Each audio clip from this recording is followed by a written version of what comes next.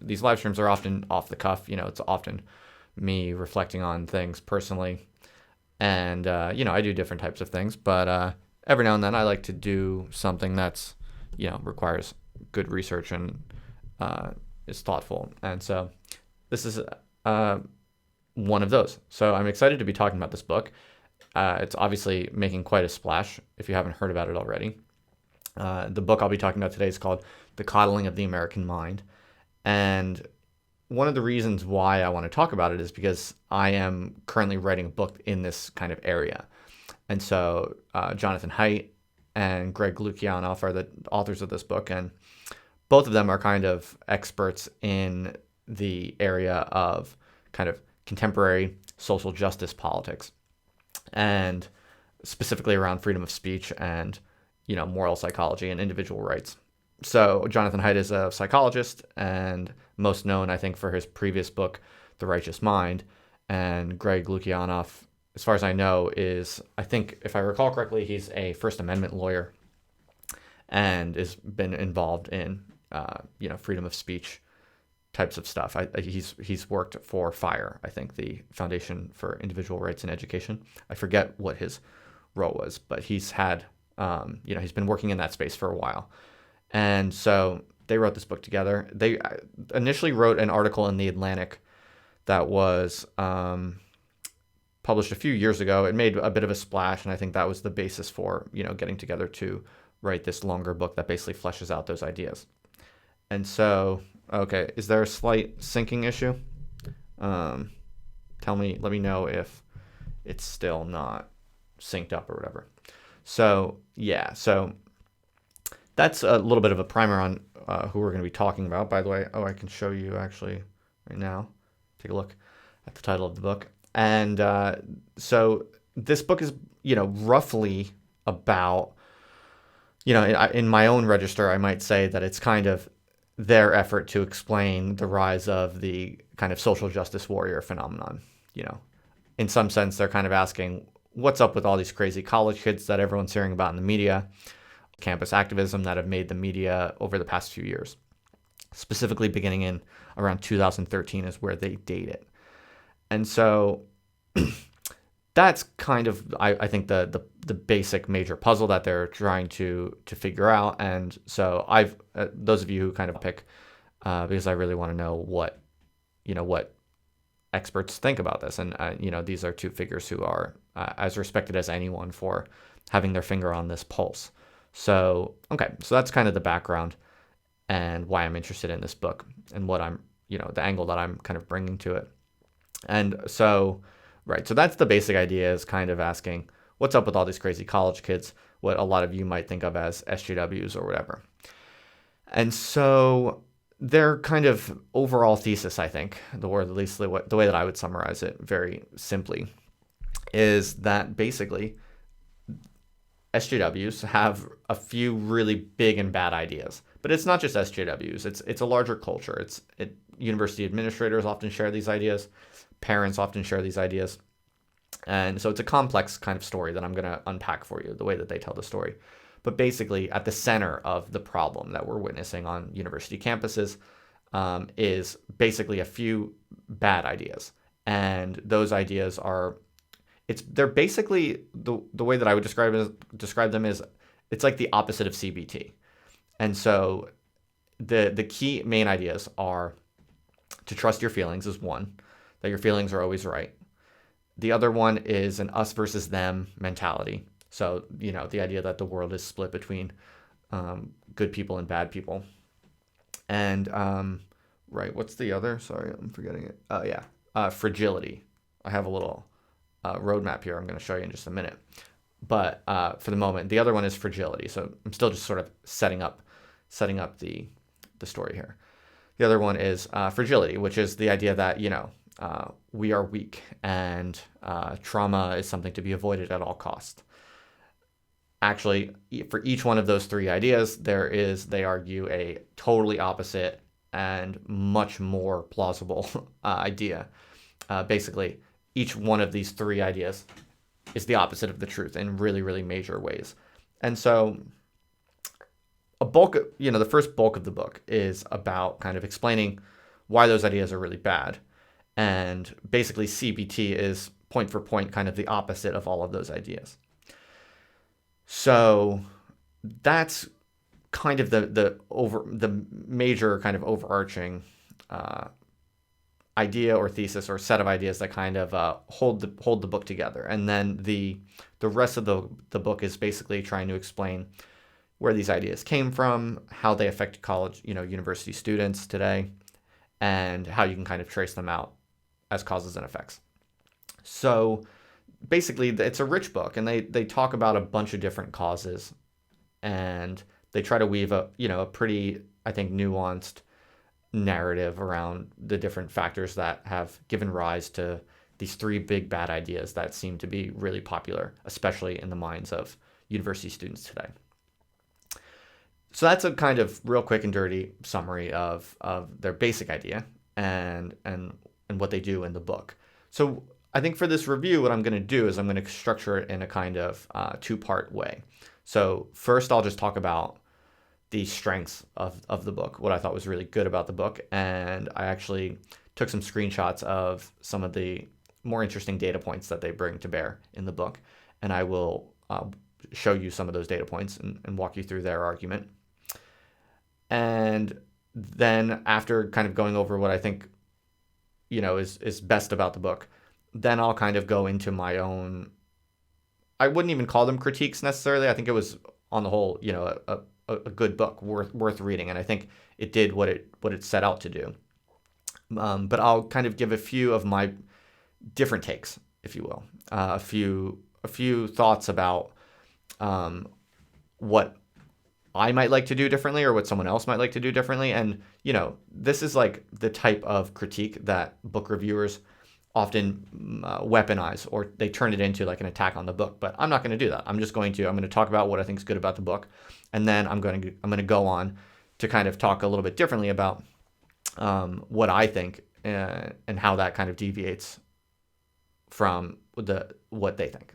So it's not going to be a takedown of the book. It's not a problem of the book. I think there are multiple books that can be written on this topic. So after I talk about what I think is cool about the book and valuable about it, and I'll try to kind of give you the main points that I think are worth sharing, then I will kind of tell you, basically what I'll end up doing is tell you a little bit about my own ideas, I guess, on the matter, because in certain ways they do conflict.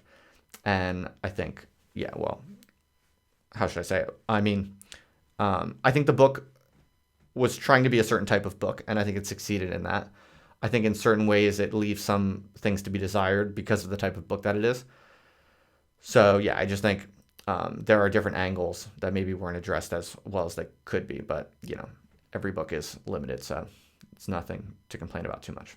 All right, so that's the plan.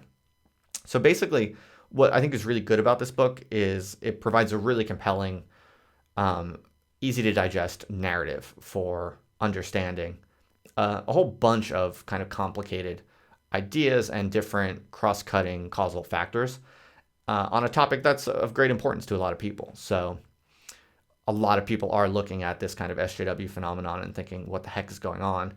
And you hear a lot of kind of folk wisdom around why exactly these things are going on, but it's usually just guesswork and it's not very systematic. So this is probably one of the best efforts yet to try and pin down what's going on, and they tell the story in a I think a very digestible way and a fairly plausible way.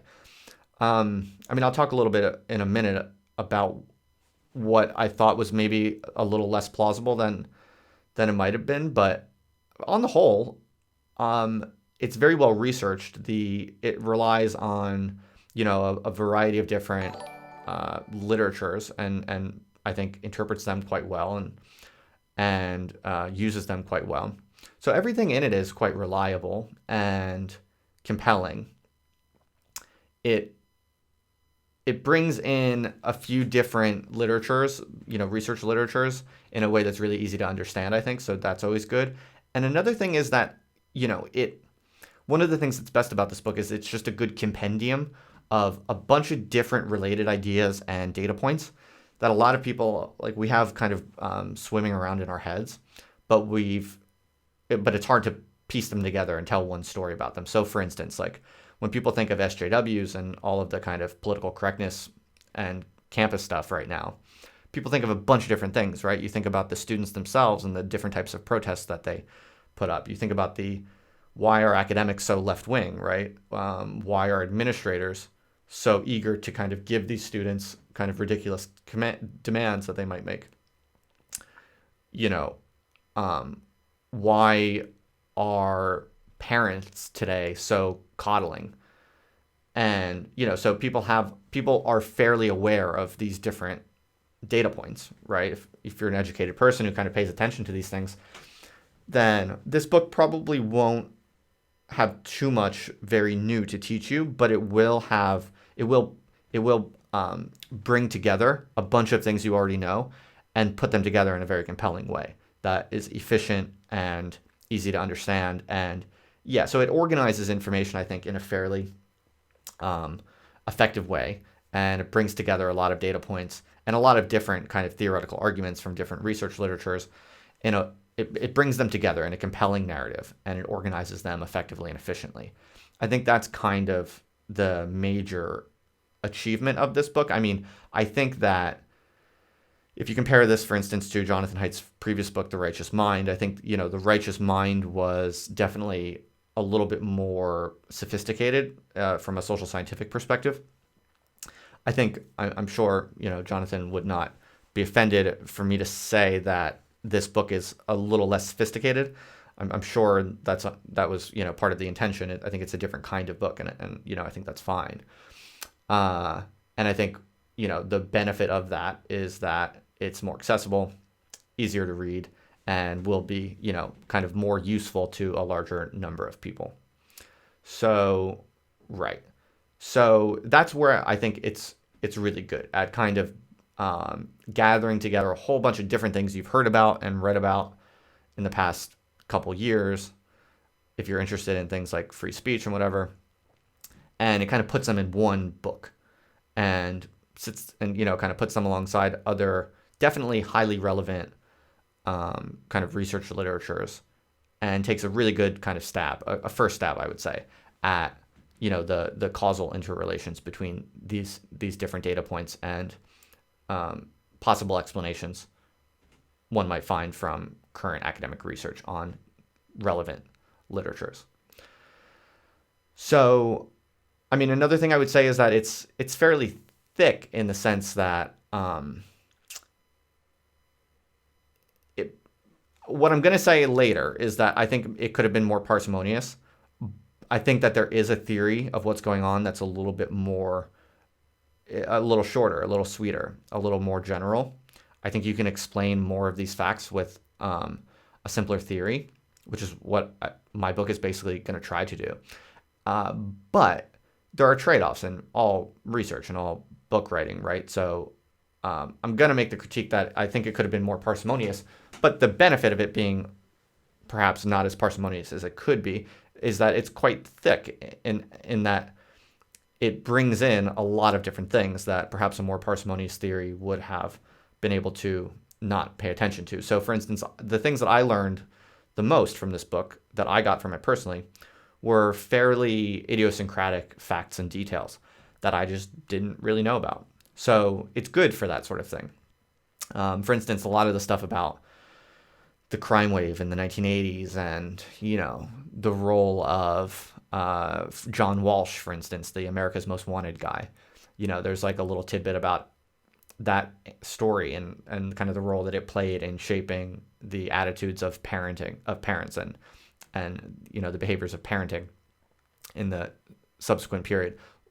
Interesting little details and facts like that I didn't really have in my mental timeline. So the thickness of it, I actually thought was, it's a benefit as much as it is a drawback. So yeah, I thought the thickness was good. And also another thing to its credit is it's, very impartial, I think. And it tries to be sympathetic to all different players in this conflict, if you will.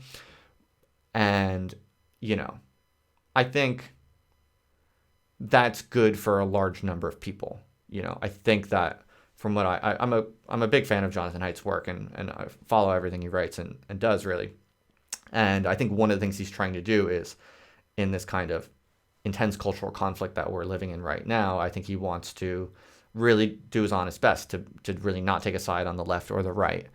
And, I think that's a perfectly honorable job that some people will need to play. I think that the drawback is that, well, I fear that the culture wars are becoming so intense that books which are almost too objective or impartial or sympathetic to all people, I fear that they will be read by, well, they'll certainly be read by a large number of people, but I fear that they kind of, because they don't really take a position within kind of any part of the kind of cultural war terrain, then they risk maybe lacking the kind of affective edge that might be needed for a book to really have impact.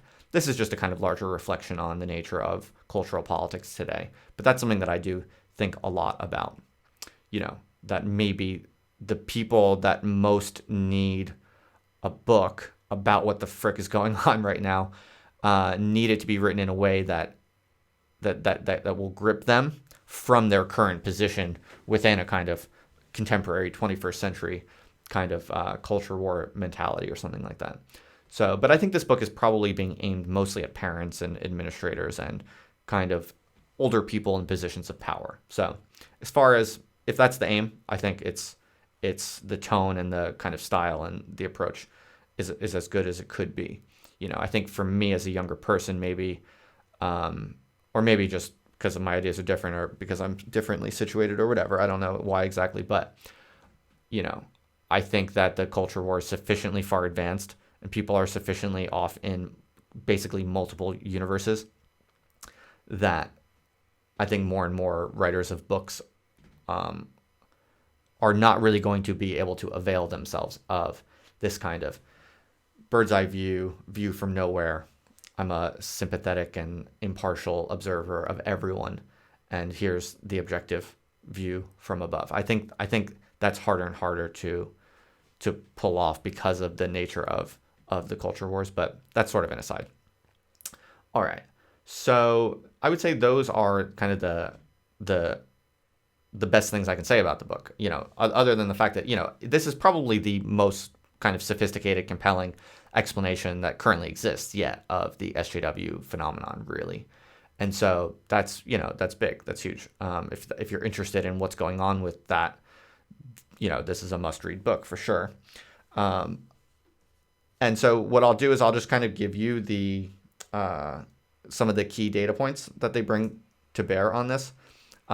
So, it's really good that they kind of bring together all this quantitative data. So for, future scholars or writers or whatever, this will be a useful resource at the very least. So if you look at, for instance, the data on disinvitation attempts across universities, you see that it kind of increases most dramatically from the left right around 2015, between 2014 and 2015. And so one of the arguments that they make throughout this book is that from their perspective, they kind of date the SJW moral panic kind of period that we're already in. They say that it starts around 2013, 2014. I'm going to take issue with that a little bit, but I'll tell you about that in the second half of the talk. Let's just look at their data. So here you can see it kind of ticks up there.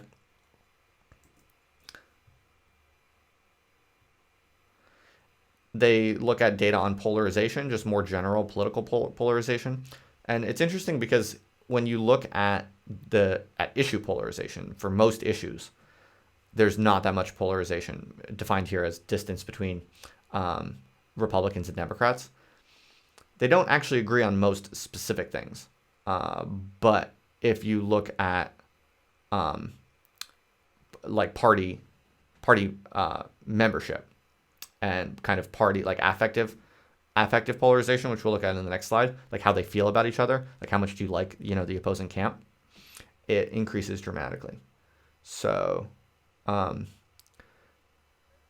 here, this is ratings of the other. So when I say polarization increases, that means in the graph here, it's going to look like decreasing. So here you can see basically this is just Democrats and Republicans disliking each other more.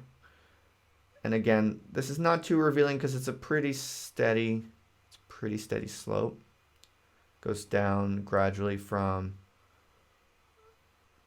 the 80s to the 90s to the 2000s. So this is kind of background causal factor. They don't think that this is a kind of very proximal trigger of the SJW phenomenon, but it's a background factor.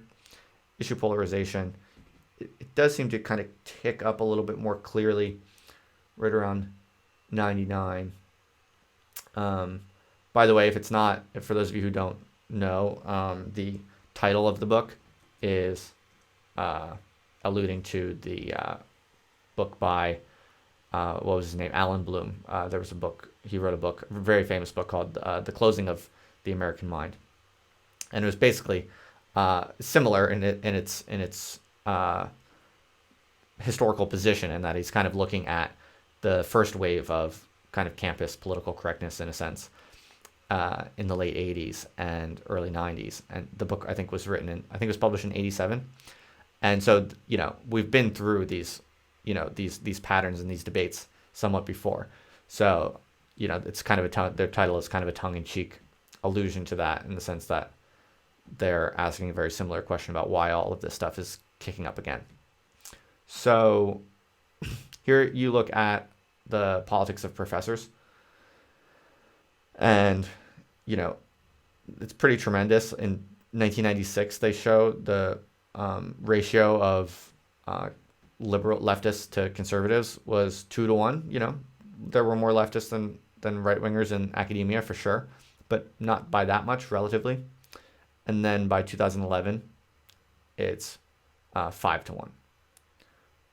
All right, so, and I think if you extend the data even further, it gets even worse. And by the way, this is on average across disciplines. If you look at specific disciplines such as social psychology, it's way worse. So yeah, or education, I think, is another notorious one. All right, so again, these are kind of background factors that they're talking about as to the background causal factors of what explains kind of the campus SJWism, if you will. By the way, they don't use the word SJW. I'm not a fan of the word either. I know it's kind of corny. I know it's politically loaded. The only reason I use it is because, to be fair, I think it's actually a pretty reasonable word.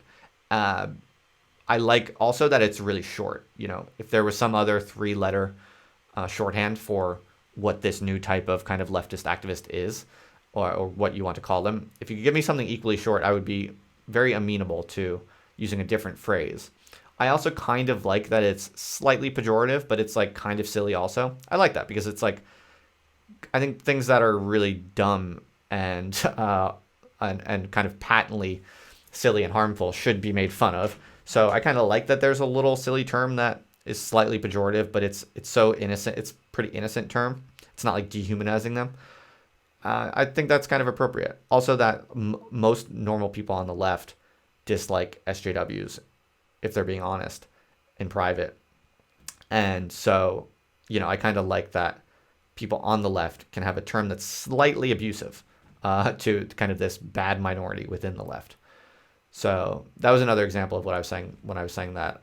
I sometimes think if we really want to figure out kind of culture war politics, we have to maybe play a certain kind of role within it, taking seriously the fact that even being able to name things or communicate them effectively kind of requires certain affective charges here and there. That was an example of kind of what I mean, like why I use the word SJW. You could say that makes me biased or something, but no, I think it reveals my kind of personal position or bias, if you will, my place in the larger ecology and how I see things and how I'm positioned. But I think it gains kind of accuracy, even though it's a deviation from kind of classic impartiality or whatever. All right, so what else? Other data that they bring to bear, and this is kind of, I think, some of the more important points in the book about the mental health crisis of teenagers today, in particular iGen. All right, so we'll talk a little bit about that in a minute. Right now, I'm just kind of giving you some basic data points that they're kind of contextualizing their story with. So if you notice in this graph, the depression rates for teenage females in particular increases pretty substantially right around 2011. A little bit for men too, but much more for females. All right. And the reason is they draw a lot on the work of Jean Twenge here, a sociologist who kind of specializes in intergenerational change. They chalk a lot of this up to social media. And the idea is that social media is disproportionately harmful for very young women because women are more likely to be aggressive through, symbolic social activities. So whereas men are more likely to punch you or kick you or stab you or something, women are actually not more or less aggressive than men. The research shows they're just much more likely to carry out that aggression through making you feel bad in different kinds of socio-symbolic ways, such as, social media lends itself to that sort of thing. So the idea is that social media has been much worse for young women, and you can see it in the depression and anxiety data. So also, if you look at how many students report having a psychological disorder, it's increased substantially from around 2012. Again, it's increased especially for females.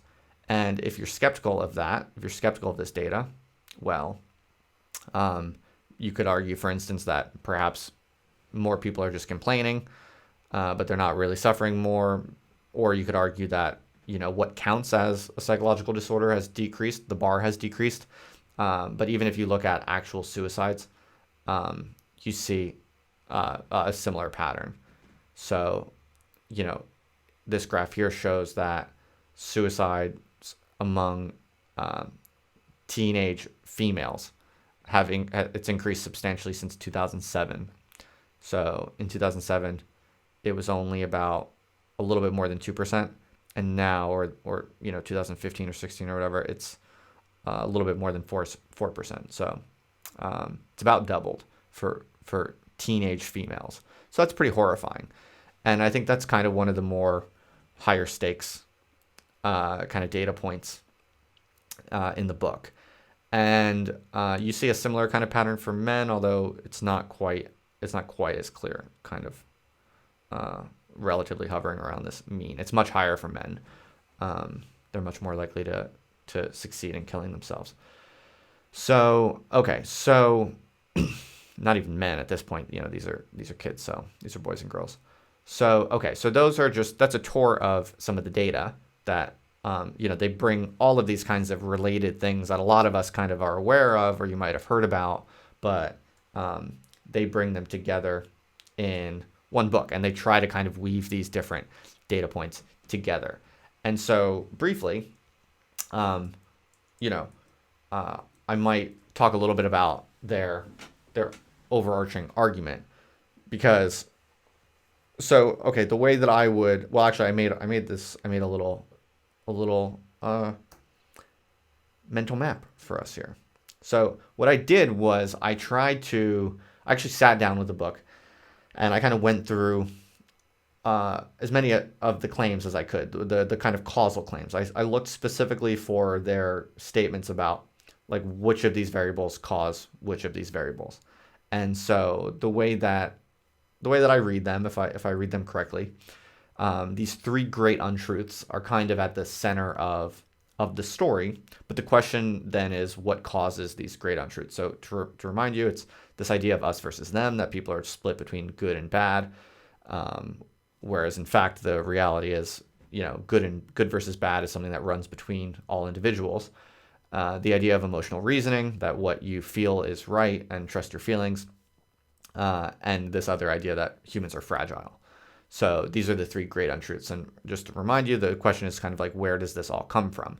That Haidt and Lukianoff argue that the kind of wave of SJWism that you see in 2013 is basically because this young generation, the iGen generation, that's, by the way, people who were born between 1995 and 2012, all right?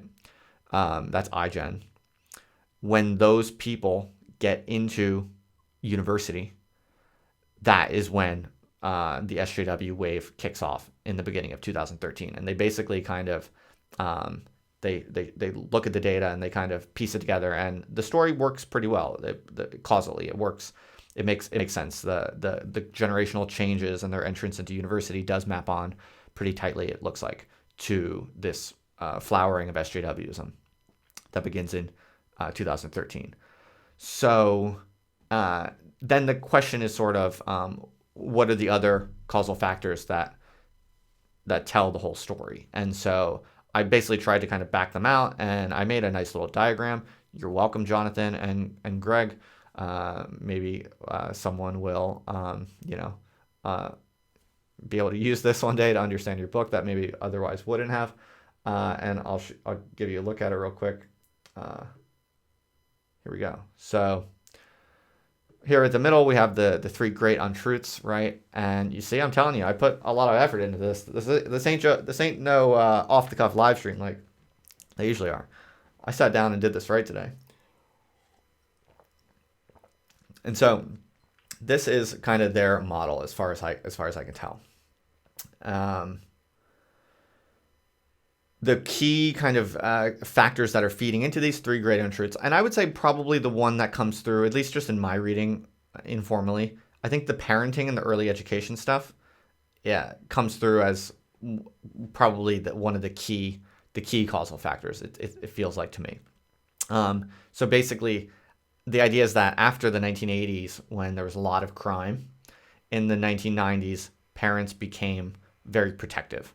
And the book is really good at bringing together kind of that history and also, the books that parents were reading in the 90s and how parents thought in the 90s. The book is really good on that. And basically, what they argue is that parents got really overprotective in the 1990s, in part from the crime wave, and that this also fed into early education, so like kindergarten teachers and primary school teachers, that parents and early education became very kind of coddling, very protective. And what I thought was interesting was that they do allude to economic pressures, but it's a very, very small part of the book. It's only kind of, economic pressures are only alluded to briefly. And so that's going to be one of my talking points when I talk about what I think was less than compelling about the book and what I think a fuller causal story would say. But they do mention it for sure. So they talk about, for instance, how the competitive demands to, for instance, get into a good university, how that's increasingly difficult and that's increasingly competitive. And so those are essentially kind of economic pressures, strategic kind of competition pressures that have been forcing parents to be, or at least to feel, more and more kind of controlling. All right. So that causes things like the decline of play, as you can see here, kind of maps it out down here. So, back in the day, in the 70s, kids used to run wild all the time, lots of unsupervised time, and they kind of chart out how the amount of free time that little kids have to play amongst themselves has decreased significantly over the years, and that iGen has less unsupervised time than previous generations. Obviously, social media also plays into it. And by the way, there's a lot of research on all of these things, so it's a real strength of the book that basically each of these things almost have their own chapter, and there's a lot of research on the effects of play on psychology and successful child development. They bring together all of that research and they make that case, I think, very compellingly. A lot of it relies on Jean Twenge's intergenerational research. She's the one who kind of coined this term iGen and diagnosed a lot of the psychological problems of that generation.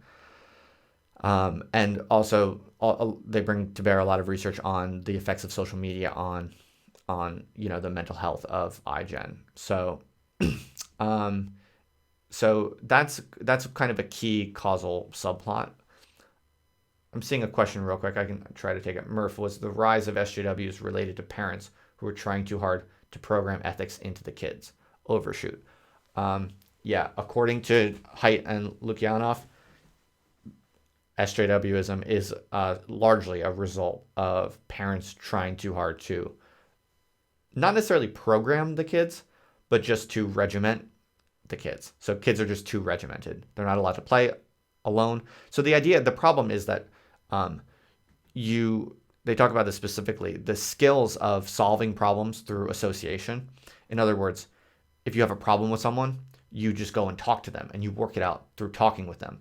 That is a skill of, I think in the book they call it a skill of association.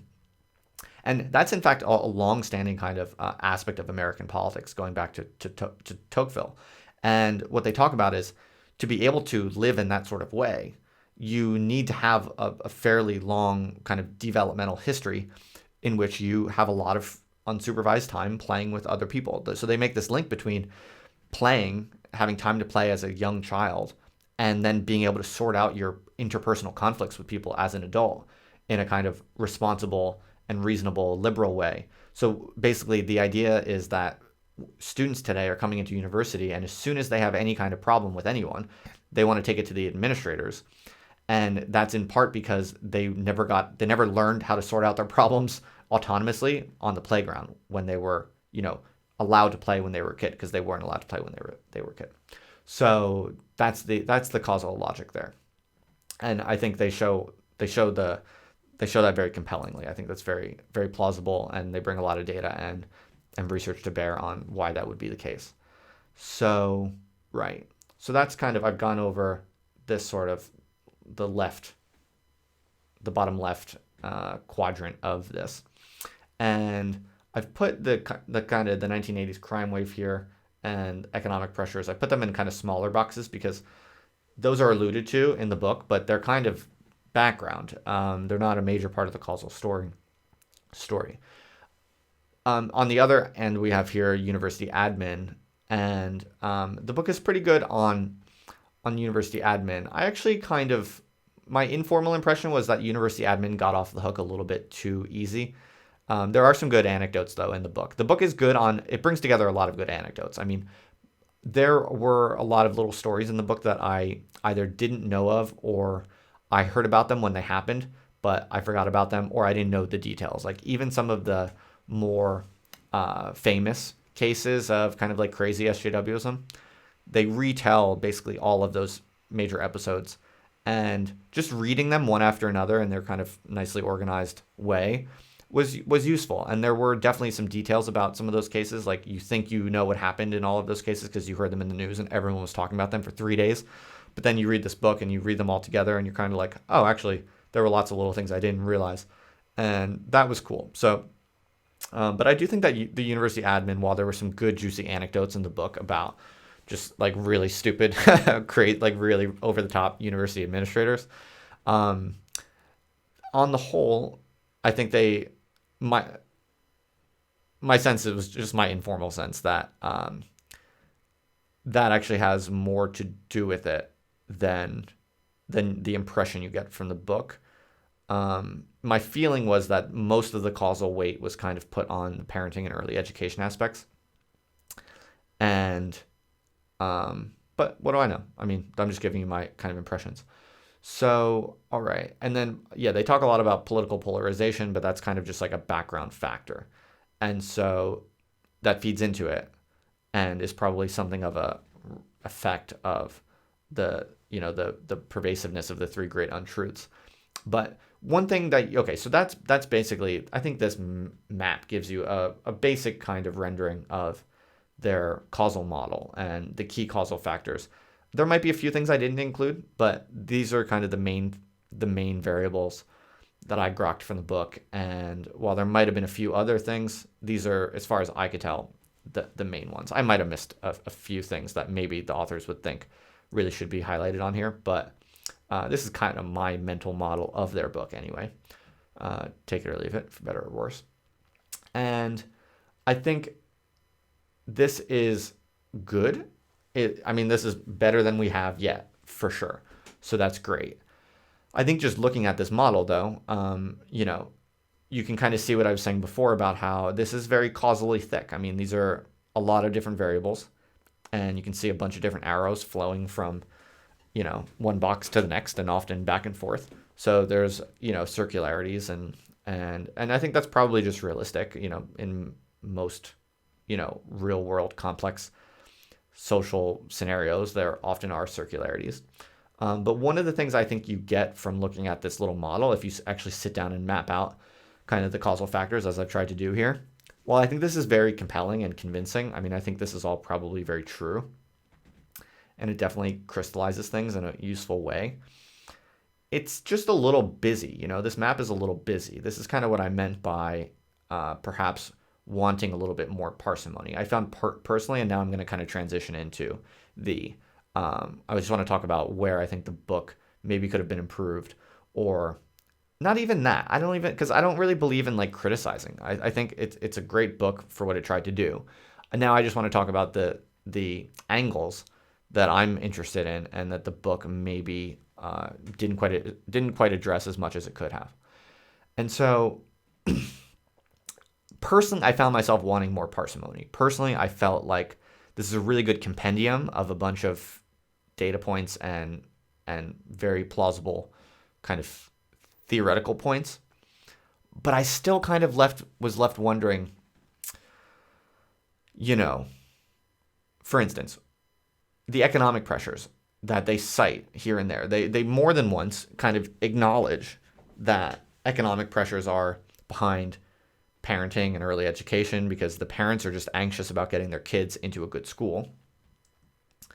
By the way, and the university administrators are really interested. They naturally kind of gravitate towards SJW politics, because for them it's mostly they're just terrified of liability. So he made a really good. Greg and Jonathan made. Make these really good points that I think are absolutely correct. But then one is left wondering why the economic factors are so far in the background. My sense personally is that the economic factors and the technological factors are way bigger in the causal story, and that I'm inclined to think that actually a lot of these variables could be collapsed. I think what they call separate variables are often different symptoms of unified variables, and that's one way you could get to a more parsimonious story. And I think you could tell the same story in a slightly different way, where technological and economic changes, what Nick Land calls techonomic changes, because honestly, in the post-information revolution context, technological change and economic change are so tightly coupled that you can very reasonably use a phrase such as techonomic change. I think the massive techonomic changes since the information revolution are the big primary kind of causal factor, kind of sweeping away much of the post-war period and up until today.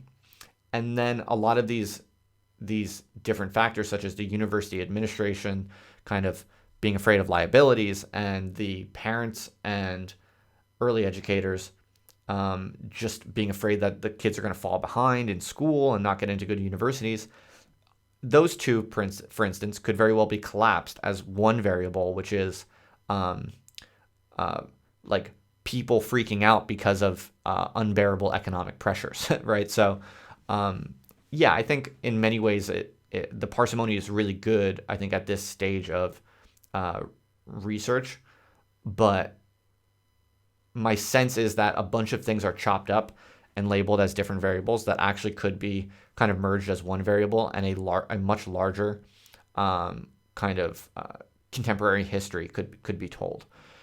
The other reason I say this is because, as they note in the book, a lot of the phenomena that they're talking about are also taking place in other countries, such as the United Kingdom or Canada or Australia or even, Western European countries outside of the Anglosphere.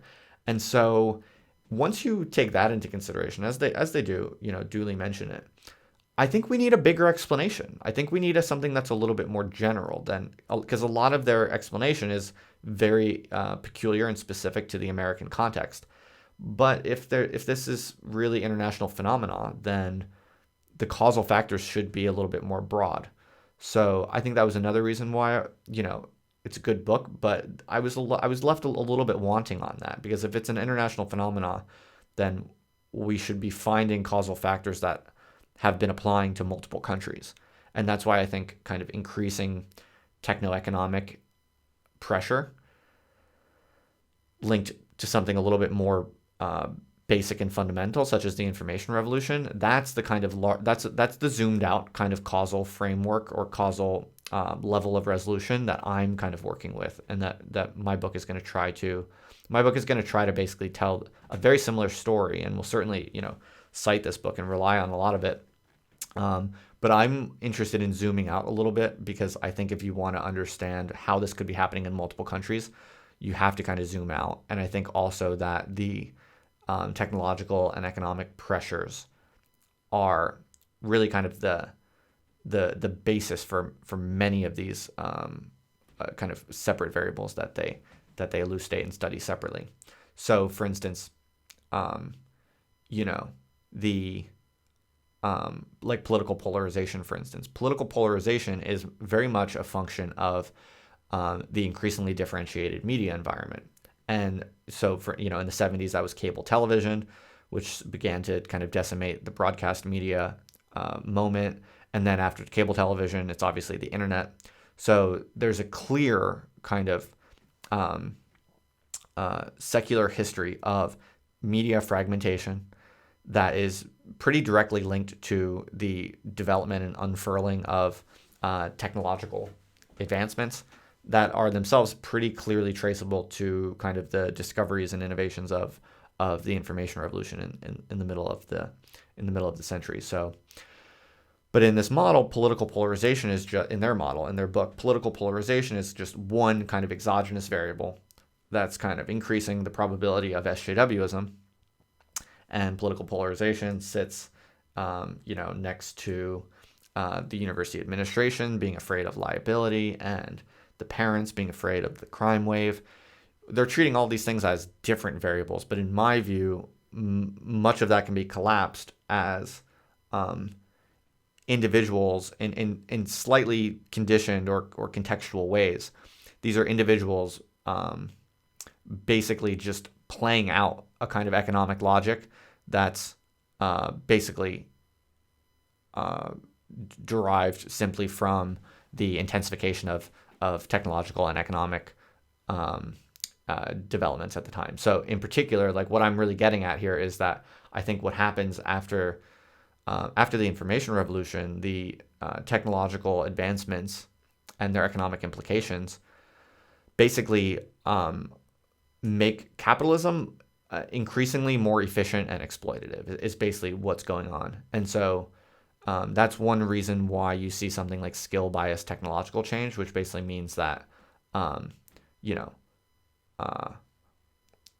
we've seen over the past few decades technological innovations which benefit you a lot if you have certain skills, and hurt you a lot if you are on the lower end of those skills. So that's one of the reasons that we have such severe inequality today, right? So inequality, for instance, that could be folded into this story without making it too much more difficult, I think. So that's my kind of model that I'm kind of trying to work out, and I think it's just I think it's more parsimonious, and I think it gives you a possibility of explaining this at the international level, which we are in fact observing it on. And so, So that's kind of my personal model of it. But hey, I haven't written my book yet, so what I think doesn't really matter so much. That's just how I'm thinking about it, and I think you kind of see it as, you can see why I'm thinking about it that way um, through reading the book. I mean, ultimately, one of the best reasons to review books is if you're working on your own, because you need to understand really well what other people are saying. So I'm just kind of using this as a sounding board. I'm using this as an opportunity to kind of just share some of my thoughts. So what else? I thought that there was also some weird like ad hoc stuff that it wasn't necessarily, I don't know. I mean, stuff that I was just kind of like, huh. I wasn't so sure about it, and it seemed kind of like tacked on. It seemed a little bit like glued on. So one, for instance, there was a chapter on witch hunts, and it was interesting. Like I found myself wanting to know more about it, but it was basically like there was a section on the logic of witch hunts and research on witch hunts, and they basically argue that a lot of the SJW phenomenon has the structure of a witch hunt. But I thought it was just kind of like it was a little out of nowhere, and I would have liked to know more about it. I didn't really understand how that kind of integrated in with the other causal factors. So like, okay, if it's a witch hunt, interesting. It's interesting that it has the structure of witch hunts, but why would witch hunts be more likely now? Like, why did witch hunts arise when they did? You know, little things like that. I thought that were, this is kind of another aspect of my slight criticism of it perhaps it could have been more parsimonious. This is another example of how there's almost too many causal factors, really, is kind of what I'm getting at. And I kind of would have liked to understand a little bit more compellingly, like how they fit together. So what else? Oh, one other thing, and this is just kind of random, and then I think I'll kind of just wrap this up. I think I've kind of exhausted all my thoughts. There's one interesting little section where they talk about Herbert Marcuse, and I think that was really interesting. They basically kind of try to argue that Marcuse is the patron saint of SJWs, and that was very surprising to me because, well, for a few reasons. One, I've always been a fan of Marcuse, or at least like when I read him in grad school, I thought he was really good. Like One Dimensional Man, for instance, really good. I would have thought, and the article that they cite in particular that they kind of give him trouble for is his article on repressive tolerance. He has this little essay about how being tolerant can sometimes be, well, repressive. I guess it's all right there. I haven't read it in a while, but they kind of zero in on this and they draw some quotes from it to kind of argue that somehow like SJWism today is kind of rooted in a kind of worldview that's best associated with Marcuse, and I'm just not sure that's the case. I mean, I would like to know a little bit more about that. Like, is there, the only thing I can think of that that rings with what I know about the case is, I know that he was close to kind of like the Black Panther Party and was very sympathetic of student protesters. It is true that he was much more sympathetic of protesters, especially the kind of more silly ones, than Theodor Adorno, for instance, his other Frankfurt School colleague. But I don't know. I mean, there might be some sort of argument you can make, but again, it was a relatively short bit, kind of just like tacked on. And while it's not impossible, it just seemed a bit ad hoc. It seemed a bit like glued on, and I'm not sure. I mean, I don't know. I'm not sure. One would have to go back and read more of Marcuse and think about it more, but I would have thought that the answer would have been, I would have thought that they would have pointed to someone like Antonio Gramsci. I think if there's a patron saint of SJWs, it's Gramsci. And I'm not necessarily saying Gramsci's responsible for it, but if you actually think about the thinkers whose ideas really kind of set the stage for SJWism and who consciously cite. So that's another thing. Is like SJW. I don't think I've ever met an SJW who cited Marcuse, and I've known a lot of SJWs, but I've definitely known SJWs who've cited Gramsci, And so when I read their section on Marcuse, I was sort of like, I don't know. I would have if I had to put someone like that, I would think it'd be Gramsci, because Gramsci, is all about hegemony, and that's the idea that he's most well known for. That the idea is that class conflict should not be played out in the economic sphere so much as the sphere of ideas. You need to change the way people think to then produce you know the economic changes that you desire. That's obviously a really quick, stupid, cartoonish version of his idea, but that's kind of in the popular imagination. This idea of hegemony. That's a word that people really use, that SJWs really use. And I think that's more inside the mind of the SJW, that kind of model, than anything Marcuse ever said or wrote. I think just as a matter of like transmission, like actual, like what people actually read and the ideas they actually know about, I just don't think Marcuse is very popular among SJWs. But Gramsci is more likely to be. Okay, what else? Oh, there was only one other thing I wanted to add, which is that Haidt and Lukianoff say that SJWism starts in 2013, at least like in its current kind of big wave. But here's the thing, and this is like one of the things I'm trying to figure out with my book, that I don't actually know the answer to this exactly yet, but I'm really trying to figure it out. The first time I ever learned about SJWism, like the vocabulary, because it's a unique vocabulary. It's like a whole worldview. It's a whole kind of system of words and behaviors. The first time I was exposed to it was during Occupy Wall Street, and that was in 2011. And this is something that I think most experts on the matter just don't understand. So, like most people, if you're following the news, you think this stuff started in 2013, but I'm telling you, I knew people who were straight up SJWs as early as 2011, and it was a major kind of force within Occupy Wall Street. I mean, it was a contingent. It was live. It was already there and developed. It just wasn't in the media yet. So that's something that I'm really trying to figure out, because in some sense, what's interesting and kind of strange about it is that the SJWs in Occupy Wall Street, they weren't necessarily educated. So there's something weird going on there. I don't know the answer exactly, but I knew, like, for instance, like anarchists, like crust punk anarchists. I knew crust punk anarchists in 2011 who maybe didn't even go to university, and they were well schooled in SJWism, like straight up microaggressions and using words like oppression and privilege, and doing the kind of behaviors that are now kind of famously associated with SJWism. I knew people in 2011 who didn't go to university, who talked like that and acted like that. It was a subculture before iGen got into university. And I know some people like that, and I have some, I know some of the kind of activist books and activist lineages that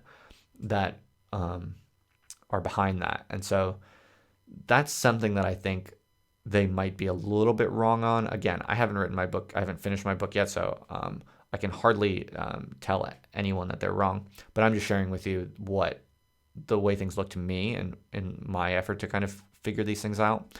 I actually think SJWism, even in its current wave, started earlier. It arguably started with Occupy, because what's interesting about Occupy is, a lot of people don't know this, is that Occupy Wall Street was kind of dissipated towards the end. It was dissipated by SJWism. I mean, I'm not going to like blame the end of Occupy completely on SJWism or anything like that. I'm not going to scapegoat SJWism for obviously a big complex process, but SJWism definitely had a role in kind of bringing Occupy to an end. And most of the Occupy encampments, SJWism was like a live force, and it created conflicts. Like, there were cleavages around the SJW topic. Of course, they didn't use that term back then, but it was a major cleavage within Occupy encampments, multiple Occupy encampments.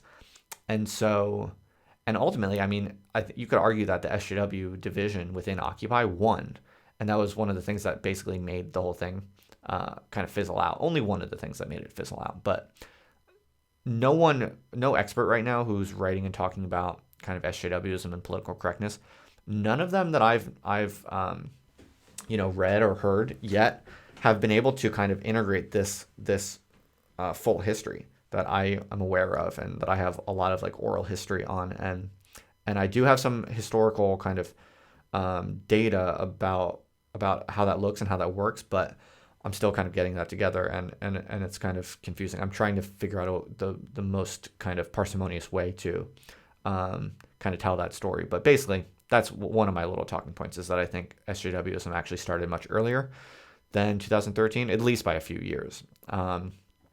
And yeah, in some sense, I wanted to add that I think Occupy kind of taught the SJW faction like how successful it is. I think in some ways, like I was always struck. I had a lot of left-wing friends at the time of Occupy who didn't get involved in Occupy, and I was always kind of confused, like why they didn't get involved in Occupy, because it seems so like interesting and radical and fun even at the time.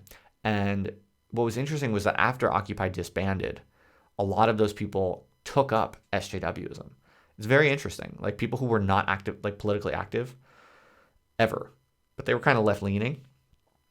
After Occupy, they became kind of SJWs on the internet. That's also very fascinating. And I'm trying to figure out that kind of prehistory to, Jonathan Haidt and Greg Lukianoff's history. So I think, yeah, those are kind of my different data points that I'm thinking about, and yeah, I'm trying to think if there's anything else. I think that's mostly what I wanted to. Those are mostly the points I wanted to cover. I'm trying to think. I think I covered all of the good things about the book and the little bits about the book that were, I think, left some things to be desired. But yeah, now it's 3:15 a.m. and I'm a little bit fried. So sorry I didn't get to see any of the chats. You're talking about my hairline. What's wrong with my hairline? Come on, cut me a break. 32 years old. If my hairline is receding, so be it. Sorry I didn't get to see some of the chats, but